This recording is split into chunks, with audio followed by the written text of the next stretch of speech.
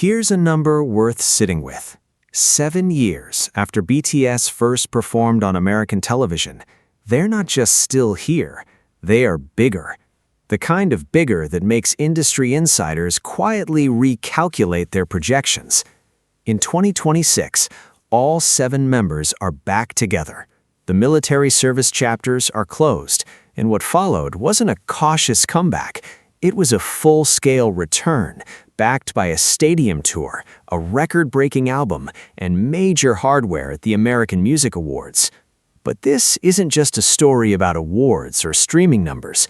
It's about what happens when a group from Seoul, singing largely in Korean, begins occupying the same cultural space as the most dominant names in American music. Artists who built entire careers on the assumption that the US market belonged to them. So the real question isn't whether BTS deserves a seat at the table. They've had one for years now. The question is, whose seat are they taking? In which 7 American artists are starting to feel the pressure most? Let's break it down, one member at a time. Number 7. Suga. Drake. BTS's global rap power is moving into uncomfortable territory. When people talk about hip-hop as a global force, the conversation almost always starts and ends in North America. And for a long time, that made sense. The United States built hip-hop. It exported it. It turned it into the most commercially dominant genre on the planet. And for years, Drake sat at the very top of that ecosystem, not just as a rapper, but as a cultural architect who understood how to blend genres, cross markets, and stay permanently relevant across multiple continents simultaneously. Then something started shifting, quietly at first, then noticeably, then undeniably. Min Yoongi, known professionally as Suga and under his solo alias August D, has spent the better part of a decade building a body of work that doesn't fit neatly into any single box. That's not marketing language, that's the actual structure of his catalog. His 2020 mixtape, D2, debuted at number 11 on the Billboard 200. His 2023 solo album, D-Day, reached number 2 on the same chart. Not the World Albums chart, not the K-pop chart, the Billboard 200, the same ranking system that measures the commercial weight of the biggest names in American music. Let that sit for a moment. Suga achieved a top 5 Billboard 200 placement as a solo Korean artist, rapping primarily in Korean, without the full weight of BTS behind him. That kind of crossover doesn't happen by accident, and it doesn't happen because of fan manipulation. It happens because the music is connecting with a real, paying audience. But beyond the chart positions, what makes Suga's trajectory particularly interesting in the context of American hip-hop is what he actually does. He doesn't just rap, he produces. Suga has been involved in writing and producing music for BTS since the group's early years, and his production fingerprints appear across some of their most emotionally complex records. He understands music construction at a level that goes well beyond performer.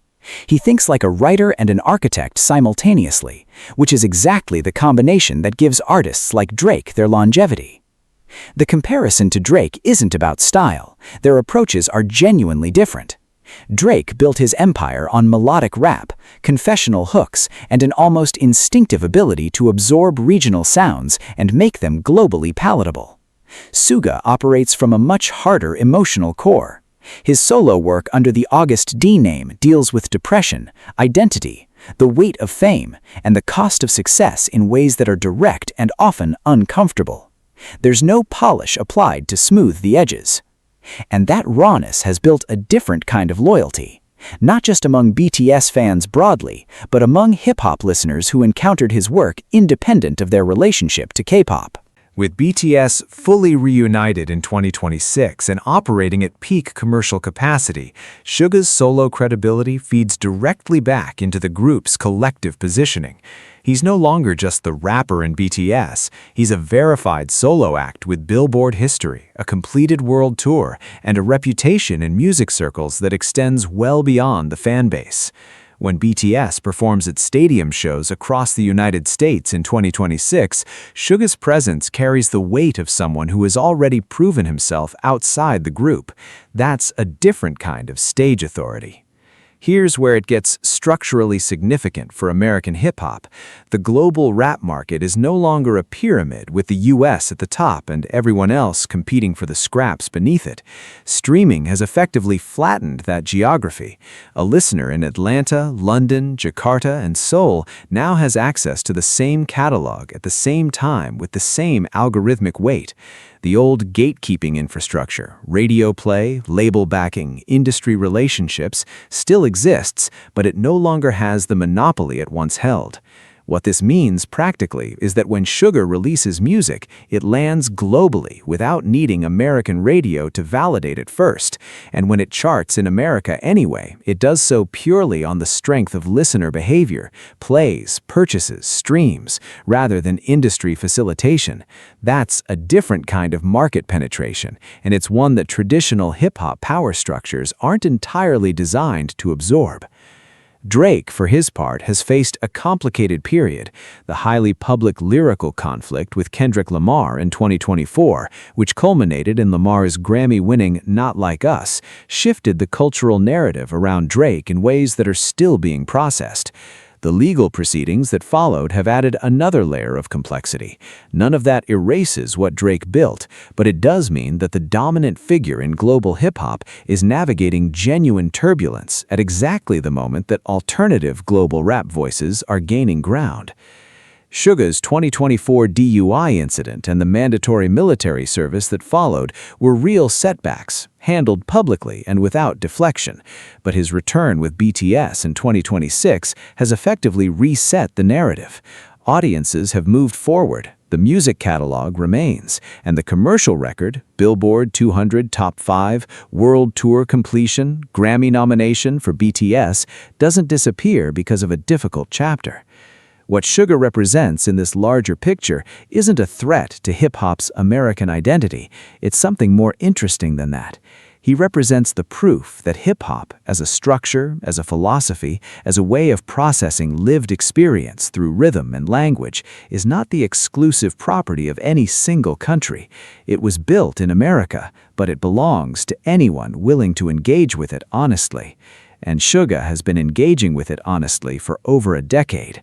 The question isn't whether the American hip-hop establishment has noticed. The question is how they're choosing to respond, because by 2026, ignoring it is no longer a realistic option. Number 6. Taehyung, Bruno Mars. When musical identity becomes its own genre. There's a particular kind of artist that the music industry genuinely doesn't know how to categorize. Not because they lack identity, but because their identity is so specific, so fully formed, that it refuses to sit comfortably inside any existing box. Bruno Mars is one of those artists, and increasingly, so is Kim Taehyung, known to the world as V. Start with Bruno Mars, because understanding what he built helps explain why the comparison is worth making. Mars spent years being dismissed as a throwback act, someone with undeniable talent who was too in love with the past to build anything new. Critics questioned whether his Motown worship, his James Brown energy, his 70s funk reverence could translate into sustained modern relevance. Then 24K Magic happened in 2016. Then the Anderson-Paak collaboration as Silk Sonic. Then a Las Vegas residency that became one of the highest grossing in the history of that city. The man who was supposedly too retro ended up outlasting several waves of artists who were considered more current than him. The lesson: when your artistic identity is genuine, it compounds over time rather than expiring. Taehyung is operating on a similar logic, just through an entirely different musical vocabulary. His voice is genuinely unusual in the context of contemporary pop music, a deep, warm baritone in a landscape that has long rewarded lighter, more conventionally radio-friendly tones. Taehyung's vocal texture stands out precisely because it doesn't conform to the template. Within BTS, he has consistently anchored the group's more emotionally complex material, delivering performances on songs like Stigma and Inner Child that operate more in the tradition of serious vocal performance than standard pop delivery. His 2023 solo debut album, Layover, made this explicit. The record was built around jazz-influenced compositions, acoustic arrangements, and a sonic palette that had very little in common with mainstream K-pop production. It debuted at number 2 on the Billboard 200. More significantly, it reached number 1 on the US iTunes chart. For a Korean artist releasing an album that deliberately resisted commercial pop convention, those numbers represent something worth examining. The album wasn't made to chase the American market. It was made to express a specific artistic vision, and the American market responded anyway. This is the dynamic that makes Taehyung's trajectory relevant to a name like Bruno Mars. Both artists have built their appeal not by reading the market and adjusting accordingly, but by committing fully to an aesthetic identity and trusting that authenticity would find its audience. The difference is geography and genre, but the underlying principle is identical. Beyond the music, Taehyung's cultural footprint in the United States extends into fashion and visual art in ways that are measurable, not anecdotal. His collaborations with luxury brands, Celine in particular, have generated significant media coverage and consumer engagement in the American market. He has appeared on the covers of major fashion publications globally. His personal aesthetic, which blends vintage sensibility with contemporary styling, has influenced how younger audiences interact with both fashion and music simultaneously. This is relevant because Bruno Mars built a similar cross-domain identity. The aesthetics of his performances, the costuming, the choreography, the stage design were never incidental to the music. They were part of the same creative statement. Mars understood instinctively that in the modern entertainment landscape, artists who present a complete visual and sonic world generate more durable cultural engagement than those who focus purely on audio product. Taehyung understands this at the same level. What 2026 adds to this picture is scale, with BTS operating as a complete unit again, stadium tours, a major new album, American Music Awards recognition. Taehyung's individual artistic identity gets amplified by the collective infrastructure. His solo work already demonstrated crossover capability on its own merits, but when that individual credibility is reintegrated into a group that can sell out 70,000-seat stadiums across the United States, the reach expands dramatically. Bruno Mars, for his part, has remained one of the most respected live performers in the American music industry. His residency numbers speak for themselves, but the conversation around global pop dominance has shifted in ways that would have been difficult to predict even 5 years ago. The assumption that American artists operating in the soul, funk, and R&B adjacent space own that global conversation by default no longer holds with the same certainty it once did. Taehyung's appeal in the United States is reaching listeners who don't identify primarily as K-pop fans. This is the part that matters most analytically. When an artist from a foreign language tradition starts pulling in listeners who don't self-select into that tradition's typical fan base, something structurally significant is happening in terms of how those listeners are engaging with music discovery. The algorithm serves Taehyung to people who listen to Frank Ocean, to people who listen to Silk Sonic, to people who listen to Mac DeMarco. That's not a K-pop crossover. That's a musical personality crossing over, and it's a much harder ceiling to hit. The other element worth noting is longevity strategy. Taehyung's Layover wasn't designed to capture a moment, it was designed to establish a direction. Artists who build catalogs with internal artistic logic rather than trend-chasing tend to age better commercially. The comparison to Mars in this regard is direct. 24K Magic didn't try to sound like 2016, it tried to sound timeless, and it worked. If Taehyung continues building his solo catalog along the same artistic spine, and all indications suggest he will, the body of work he'll have accumulated by the time BTS enters its next chapter becomes a genuinely substantial artistic legacy, one that American audiences, increasingly, are already invested in. That's not pressure in the dramatic sense, but it is competition, the kind that raises the standard for everyone in the room. Number 5, J-Hope, Justin Timberlake. The standard for total performance is being redefined. There's a specific tier in the entertainment industry that very few artists ever reach. It's not defined by album sales alone, or streaming numbers, or critical reception. It's defined by what happens when the lights go down and the stage goes live. It's the tier where performance itself becomes the product, where audiences don't just come to hear music, they come to witness something. Justin Timberlake built his career on that tier. For 2 decades, he was the clearest American example of what it meant to be a complete entertainer. Singer, dancer, performer, showman, all operating simultaneously at the highest level. Jungkook, known as J-Hope, has been building toward that same tier for years. In 2026, the argument that he's already arrived is difficult to dispute. Start with the foundational credential. J-Hope is widely regarded within the professional dance community as one of the most technically accomplished performers currently active in mainstream music. This isn't fan opinion. Dance professionals who have analyzed his technique specifically cite his command of popping, locking, and contemporary hip-hop movement as genuinely elite level. Not pop star who can dance elite, but trained professional elite. He was scouted as a street dancer before he was recruited to be a K-pop trainee. The foundation was built before the spotlight existed. What that foundation produces on stage is visible to anyone paying attention. During BTS's stadium performances, J-Hope's sections consistently generate some of the most intense audience responses. Not because he's the loudest or the most dramatic, but because there's a precision and an energy in his movement that communicates directly with a crowd without requiring translation. Dance, at its best, does exactly that, and J-Hope's stage presence operates at that level of directness. His 2022 solo album, Jack in the Box, expanded the conversation about what he could do outside the group.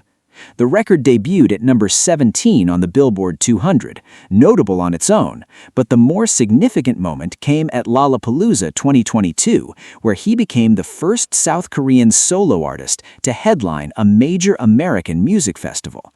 Not K-pop stage, not special showcase, main stage, Lollapalooza, headlining slot, in front of a crowd that includes every genre of music listener imaginable. That's a different kind of validation. Festival headlining slots aren't given to artists whose appeal is limited to a dedicated niche fan base. They're given to performers who organizers believe can hold a general audience, people who showed up for the full festival experience, not specifically for one act. J-Hope held that crowd. The footage speaks for itself. His second solo album, Hope on the Street Volume 1, released in 2024 before his military service, continued the pattern of genre blending that defines his artistic identity. The project incorporated hip-hop, funk, and electronic production in combinations that felt personal rather than calculated. It entered the Billboard 200 at number 2. More than 30 countries saw it chart on iTunes. Now bring this back to Justin Timberlake because the parallel is genuinely instructive. Timberlake's career is one of the most studied examples of successful transition from boy band to solo superstardom in American music history. His departure from NSYNC and subsequent construction of a solo identity, culminating in Justified, Future Sex love sounds, and the sustained commercial dominance that followed, remains the template that most American industry professionals reference when they think about how to successfully evolve a pop group member into a standalone act. The combination of vocal ability, physical performance, and entertainment instinct made him something the industry could point to and say, "This is what the complete package looks like." But Timberlake's recent years have been complicated in ways that are well documented. His 2024 DUI arrest, occurring on the same night he was launching a new album campaign, created a public narrative that overshadowed the music itself. His subsequent tour and public appearances have carried the weight of that story. None of this erases what he built. The catalog is real, the talent is real, but the cultural momentum that once made him the undisputed benchmark for total American entertainment has shifted. Into that shifting landscape comes J-Hope, with his Lollapalooza credibility, his solo Billboard history, and his returning role as one of the most electrifying performers in a group that's about to run one of the largest stadium tours of 2026. The structural comparison between J-Hope and Timberlake isn't about who is better. That framing is too reductive to be useful. It's about the fact that J-Hope now occupies a similar functional role in the global entertainment conversation, a performer whose physical and vocal capabilities are inseparable from his artistic identity, who has demonstrated solo viability while remaining most powerful as part of a collective, and who connects with audiences across demographic lines because performance at that technical level transcends genre preference. What J-Hope adds that makes him particularly significant in the American context is the dance tradition he carries. Hip-hop dance culture in the United States has deep, legitimate roots. It originated there, it evolved there, and its practitioners take it seriously as an art form. J-Hope's technical foundation is built on that same tradition. When American dance professionals engage with his work, they're not doing so as outsiders observing a foreign art form. They're recognizing technique that belongs to a shared lineage.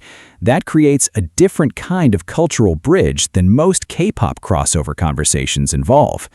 As BTS returns to American stages in 2026 with full production budgets and the momentum of a major album behind them, J-Hope's performance role within those shows will be one of the most visible arguments for why this group's live appeal has never been purely about fandom. Some artists fill stadiums because people love them. J-Hope fills stadiums because once people see him perform, they understand exactly why the stadiums are full. That's the distinction that matters, and it's the one that makes the comparison to the man who once set the American standard for total performance feel less like flattery and more like an honest assessment of where the benchmark now sits. Number 4, Jungkook, the W Candy, the streaming numbers that changed the conversation. In 2023, a song called 7 was released. No album rollout. No multi-month promotional campaign. No major narrative built around it. Just a single, dropped into the streaming ecosystem with Latto featured on the explicit version, targeting the American market with a directness that felt almost blunt by industry standards. Within 24 hours, it had broken the record for the biggest debut on Spotify in history, 15.9 million streams in a single day. It held that record. And then Jungkook kept going. By the end of 2023, he had become the most streamed Korean solo artist in Spotify history. His single Standing Next to You charted in the top 5 on the Billboard Hot 100. He performed at the FIFA World Cup 2022 closing ceremony in front of a global audience of hundreds of millions. He closed out 2023 as one of the most streamed male artists on the planet, full stop. Not in K-pop, not in Asia, not among solo artists who debuted from idol groups. On the planet. These are not soft numbers. They are the kind of metrics that streaming platforms and record labels make decisions based on. The comparison to The Weeknd is not arbitrary. Abel Tesfaye built one of the most remarkable commercial trajectories in modern music, from anonymous SoundCloud uploads in 2011 to his Super Bowl 55 halftime performance in 2021, with Blinding Lights becoming the longest charting song in Billboard Hot 100 history.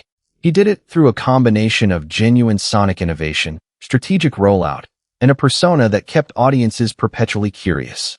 He is, by almost any commercial metric, one of the most successful artists the streaming era has produced. But what makes the Weeknd comparison relevant isn't just the numbers. It's the mechanism behind the numbers.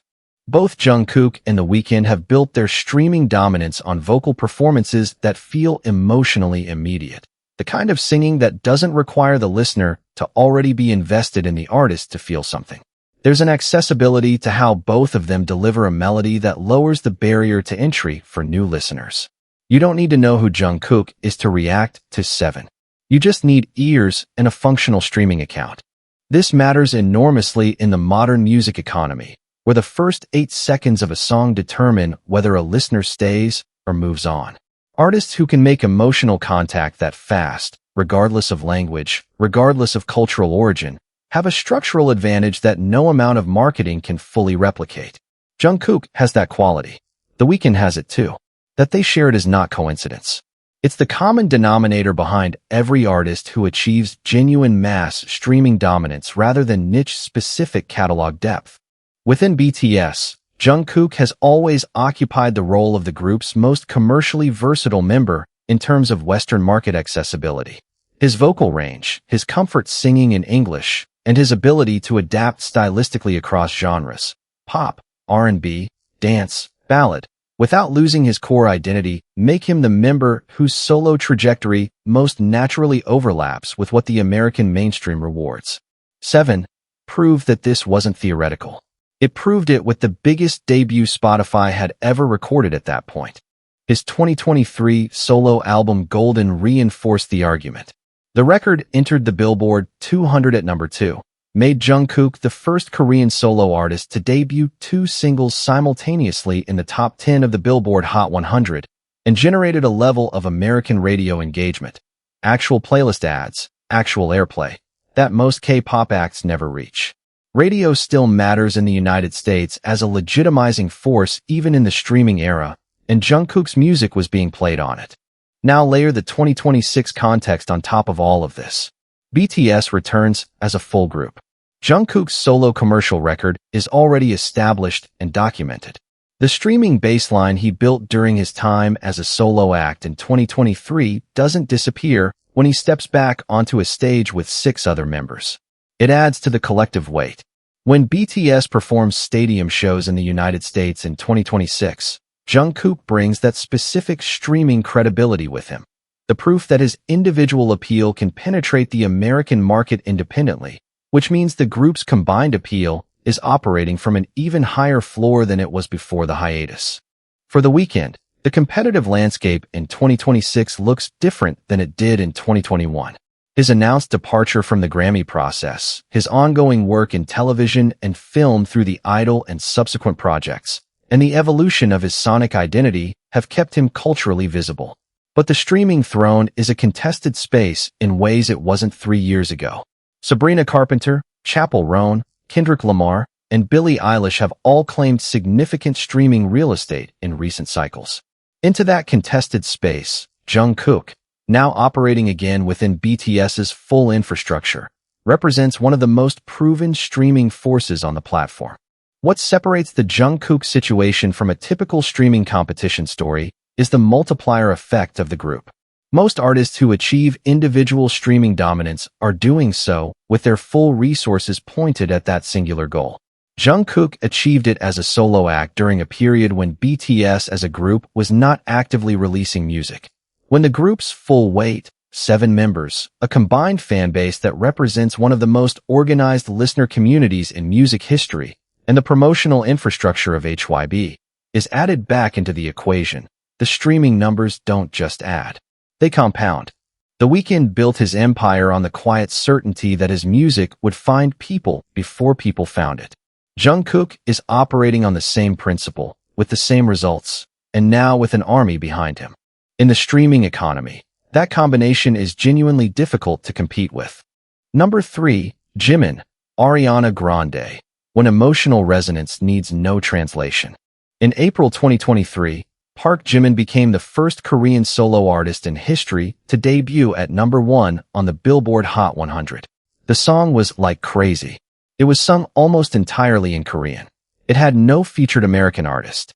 It had no major American radio push behind it. And it landed at the top of the most competitive singles chart in the global music industry on pure listener demand.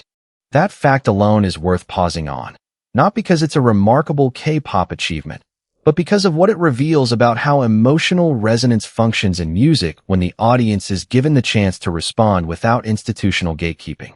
The comparison to Ariana Grande is rooted in something specific. Both artists have built their most durable appeal not through genre positioning or trend alignment, but through the emotional directness of their vocal delivery. Grande's voice, her whistle register, her ability to make technical difficulty feel effortless, her instinct for finding the emotional center of a melody, has made her one of the most immediately recognizable voices in contemporary pop. Listeners don't need to see a name attached. They hear the voice and they know. Jimin has constructed the same kind of vocal signature, just through an entirely different tonal framework. His voice sits in a countertenor range that is genuinely unusual for a male pop artist operating at commercial scale. The falsetto extensions, the emotional fragility built into his delivery even on technically demanding passages, the way he inhabits the vulnerability of a lyric rather than simply performing it, these are not common qualities.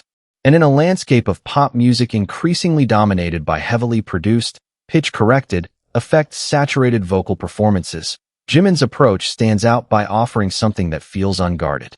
His 2023 solo album Face explored this identity directly.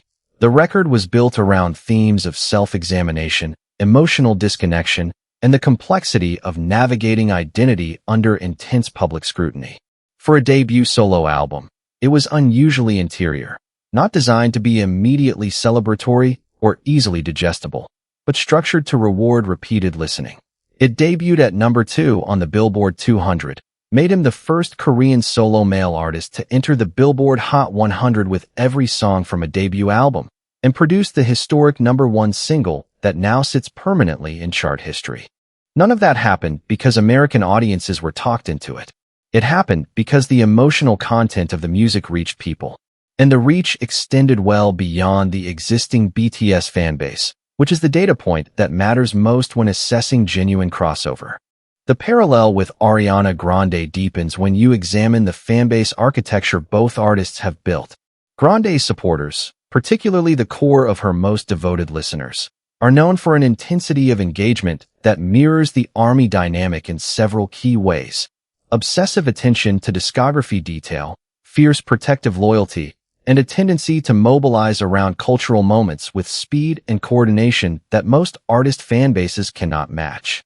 The commercial impact of that kind of organized engagement is real and measurable. It drives first-week numbers, sustains streaming performance over time, and creates a feedback loop of cultural attention that keeps the artist in public conversation between release cycles. Jimin's fanbase within ARMY operates with similar mechanics. His solo debut numbers, his chart record, and his continued streaming performance since the initial release cycle all reflect the behavior of a deeply committed listener community that behaves less like casual fans and more like active participants in an artist's career. That distinction has practical commercial consequences. But here's where the 2026 context adds a layer that goes beyond straightforward competition. Grande has navigated a complicated period professionally and personally.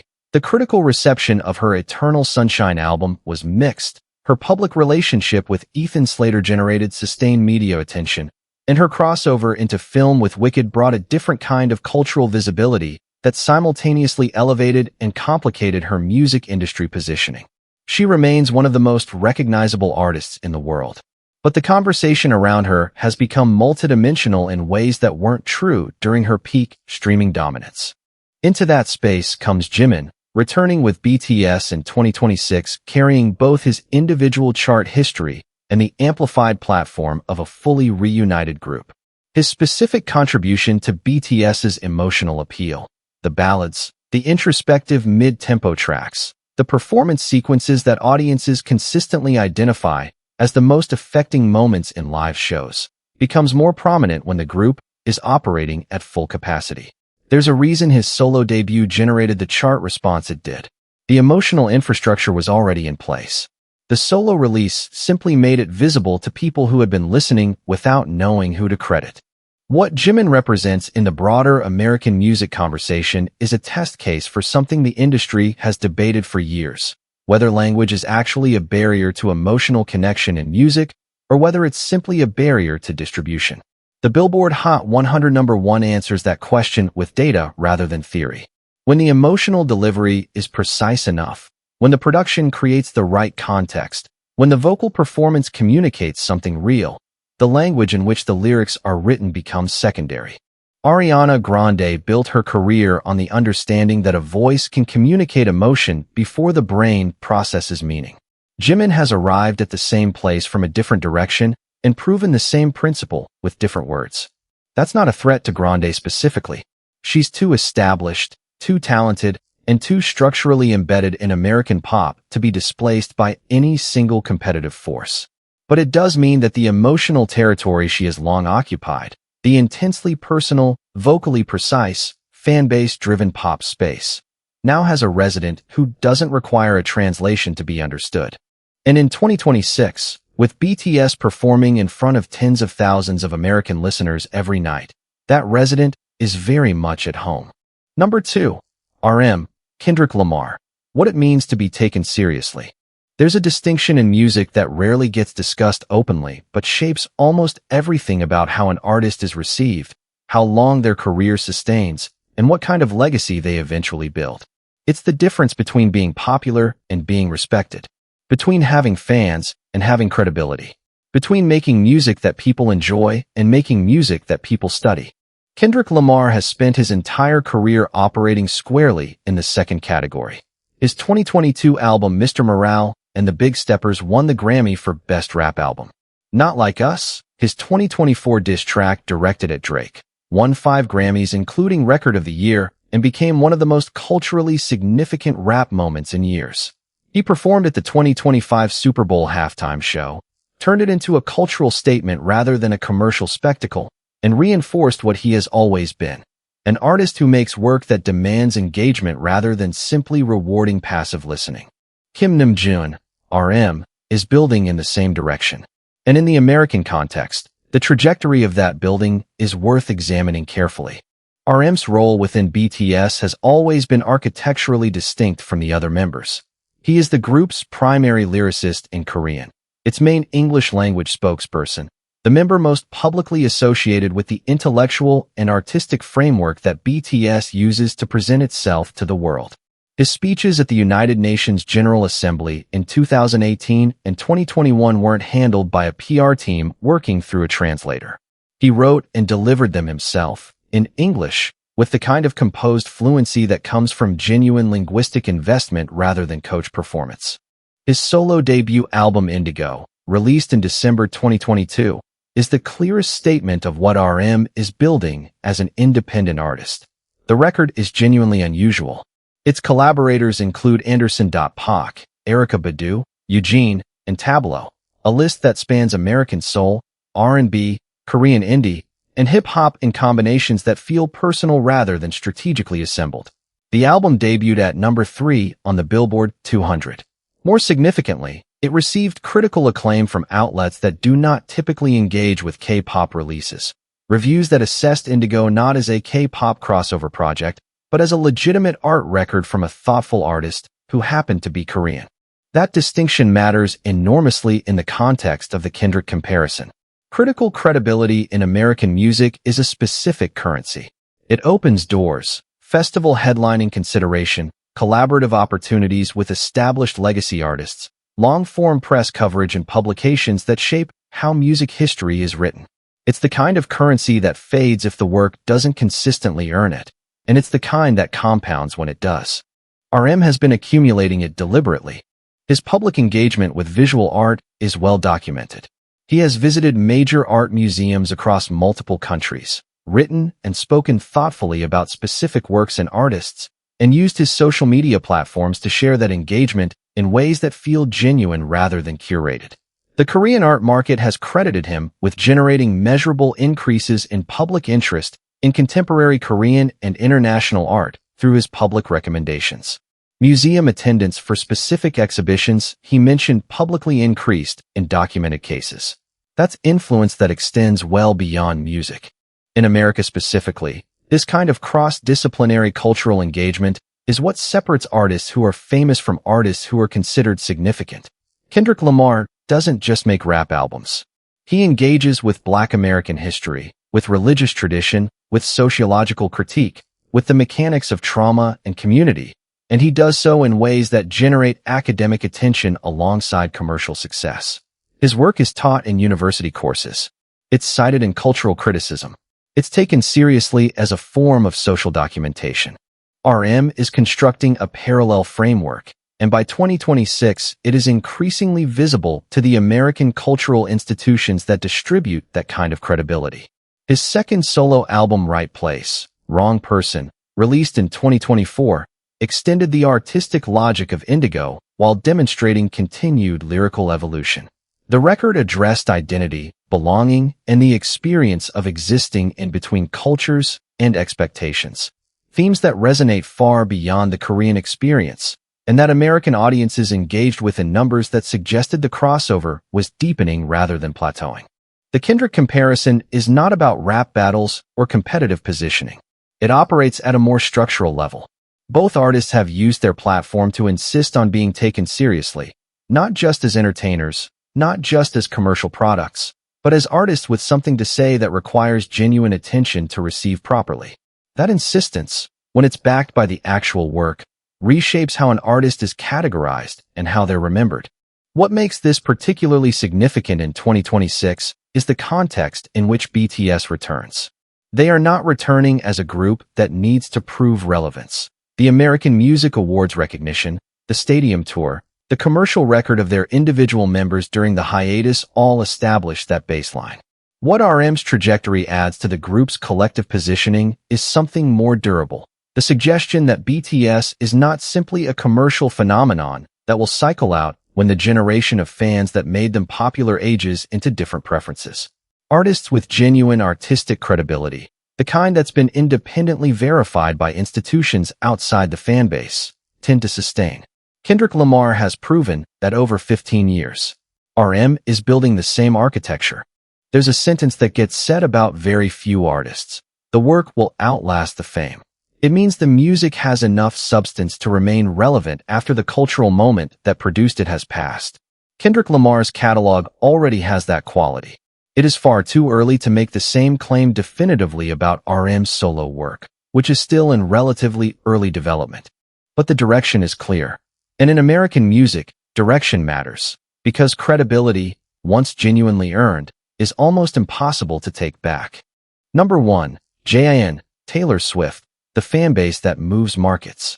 There is a specific phenomenon in the modern music industry that analysts, label executives, and streaming platform engineers have spent years trying to fully understand. It's the point at which a fanbase stops functioning like a passive audience and starts functioning like an active economic engine, where individual listeners become collective infrastructure, where the love for an artist translates into coordinated behavior that generates commercial outcomes no marketing budget alone could produce.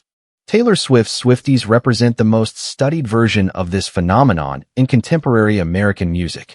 The economic impact of the era's tour was quantified by economists, cited in Federal Reserve reports, and credited with measurable GDP contributions in multiple cities. Swifties don't just buy tickets and stream albums. They book hotels, fill restaurants, generate local media cycles, and mobilize around chart positions, awards ceremonies, and cultural moments with a speed and precision that no traditional promotional campaign can replicate. The fan base is the infrastructure. ARMY, BTS's global fan base, operates on the same structural logic. And in 2026, that infrastructure is fully reactivated. Kim Seokjin, known as Jimin, is the oldest member of BTS. He was the first to enlist for military service in December 2022, and the first to complete it, being discharged in June 2024. That sequence meant he was present for BTS's full reunion earlier than might have been expected, and it positioned him as a symbol of the group's return before the other members had completed their own service. His discharge was treated as a cultural event, not just within the BTS fanbase, but in South Korean media broadly, with coverage that reflected the scale of attention his enlistment had generated 2 years prior. What Jimin represents within BTS is something that doesn't always get named precisely in external analysis. He is the member whose appeal is most rooted in warmth, humor, and accessible charisma, qualities that read across cultural and linguistic lines with unusual ease. His stage name is one of the most recognized in global K-pop, but his public persona is built less on artistic mystique and more on genuine personality. His Weverse live streams during military service, the few that regulations permitted, generated hundreds of thousands of concurrent viewers. His solo single, The Astronaut, released in October 2022, just before his enlistment, was co-written with Coldplay, debuted at number 51 on the Billboard Hot 100, and was performed live at a Coldplay concert in Buenos Aires in front of 60,000 people who were not primarily BTS fans. That last detail is worth dwelling on. Performing to a crowd that didn't specifically come to see you, in a country that isn't your own, and holding that crowd, that's a real test of individual artist appeal. Jimin passed it. His solo album Happy, released in November 2024 following his discharge, debuted at number 2 on the Billboard 200 and topped iTunes charts in over 100 countries.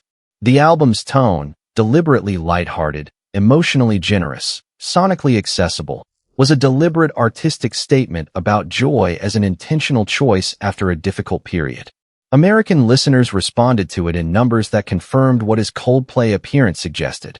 His individual appeal has independent market validity. Now bring Taylor Swift into this analysis properly, because the comparison is more structural than competitive.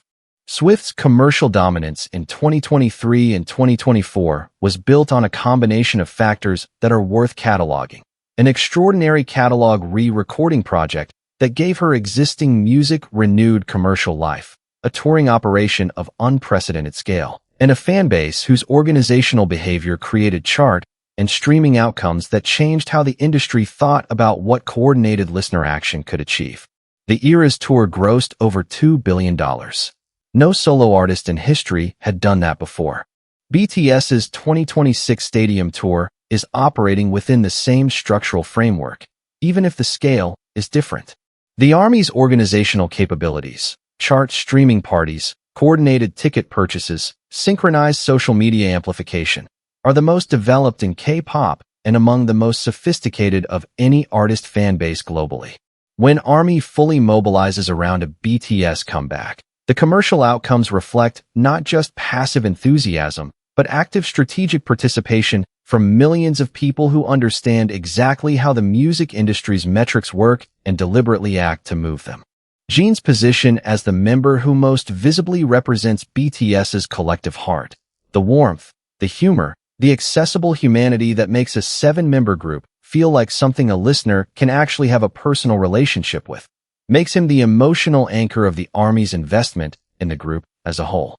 Fans who can name every album track, who organize streaming parties at 3 a.m., who save money for months to attend stadium shows. Those fans are not exclusively responding to the music in the abstract. They're responding to specific people. Jimin, across 10+ years of public presence, has made himself one of the most consistently likable human beings in global entertainment. That's not a small thing commercially. The Taylor Swift comparison doesn't suggest that Jimin and Swift are competing for the same audience in any direct sense. Swift's catalog, her American cultural rootedness, and her narrative around the re-recording project occupy a specific cultural space that is genuinely her own. But the structural parallel, the artist whose individual warmth and accessibility functions as the emotional nucleus of one of the most commercially powerful fanbase ecosystems on the planet, is direct and accurate. What 2026 means for this specific dynamic is that the engine is running again at full capacity. During the hiatus years, Army demonstrated that their organizational energy didn't simply turn off when BTS wasn't actively releasing music.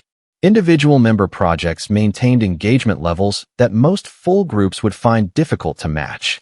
Now that all 7 members are back, operating together, with the full weight of HYBE's promotional infrastructure behind a unified campaign, the fanbase that moves markets is fully reactivated. The American music industry has spent 3 years learning what Army is capable of in a reduced operational state. In 2026, they are seeing what it looks like at full capacity. And the numbers, as they always do with BTS, are making the argument better than any narrative could. So, are Drake, Bruno Mars, Justin Timberlake, The Weeknd, Ariana Grande, Kendrick Lamar, and Taylor Swift actually losing sleep over BTS? Probably not. And it would be dishonest to suggest otherwise. These are artists with deeply established catalogs, loyal audiences, and enough commercial infrastructure to sustain themselves through virtually any competitive shift the industry produces. None of them are in danger of being erased by BTS's return. That's not how music markets work, and framing it that way would insult the intelligence of anyone paying genuine attention. But here's what is actually happening, and this part is worth sitting with. 7 members of a South Korean group, who sing primarily in Korean, who were formed through an idol training system that American audiences once considered culturally impenetrable, have individually and collectively accumulated Billboard 200 Top 5 debuts, a Billboard Hot 100 number 1, Lollapalooza headlining credentials, Grammy nominations, American Music Awards, United Nations speaking invitations, and a documented economic footprint in the United States that most American artists never approach. They did this while half the group was in mandatory military service. Now all 7 are back. 1 album, 1 tour, 1 unified campaign. The full machine, running again. The question the American music industry was asking 5 years ago, can BTS sustain this? Has already been answered by the data. The question being asked in 2026 is different, more specific, and considerably more interesting. It's not whether BTS belongs in the American music conversation. It's how much of that conversation they're going to own, and for how long.